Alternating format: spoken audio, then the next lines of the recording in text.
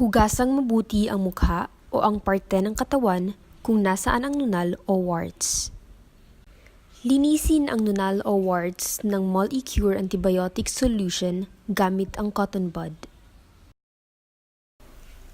Haluing mabuti ang Molecure cream gamit ang isang applicator stick na nakapaloob sa kahon. Gamit ang isa pang applicator stick, kumuha ng cream mula sa unang applicator stick na ipinanghalo gamit ang dulo nito. Lagyan ng Molecure cream ang buong nunal o warts. Sa prosesong ito, masusunog ang nunal o warts.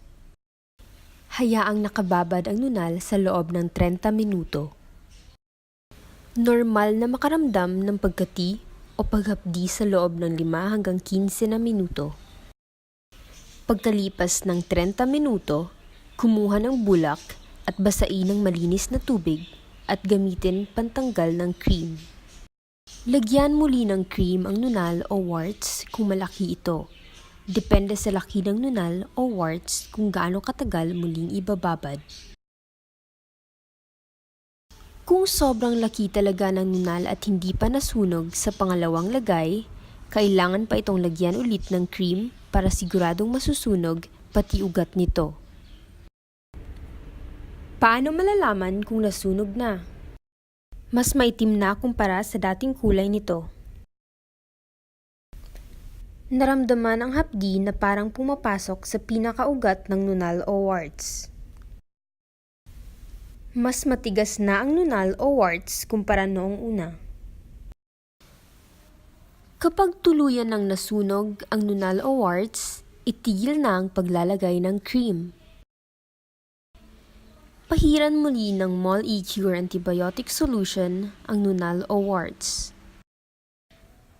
Pahiran ng antibiotic solution ang nunal 2 beses sa isang araw, umaga at bago matulog sa loob ng 5 hanggang 6 na araw.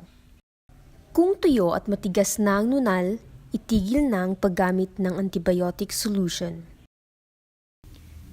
Gumamit ng petroleum jelly sa 7 araw upang makatulong sa mabilis na pagtanggal ng nunal o warts. Itigil ang paglagay ng petroleum jelly pag natanggal na ang nunal o warts. Kung sariwa pa ang pinagtanggalan ng nunal o warts, pahiran muli ng antibiotic solution hanggang sa lubusang maghilom ito. Huwag nang lagyan ng Molecure cream ang nunal o warts kinabukasan o sa susunod na mga araw. Ito ay kusang matatanggal sa loob ng 1 hanggang 3 linggo.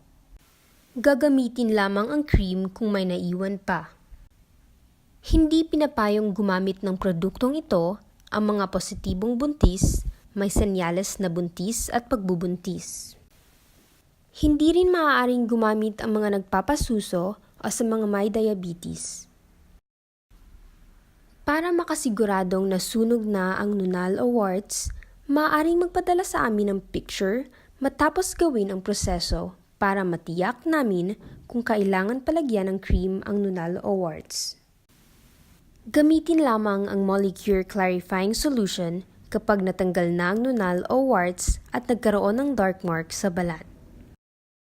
Lagyan lamang ng clarifying solution kapag hindi na namumula ang pinagtanggalan upang hindi mairita lalo ang balat.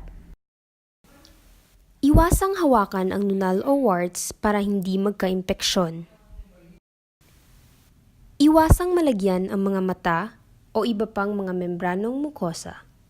Sakaling aksidenteng malagyan ang mga mata ng cream, hugasan agad ng malinis na tubig.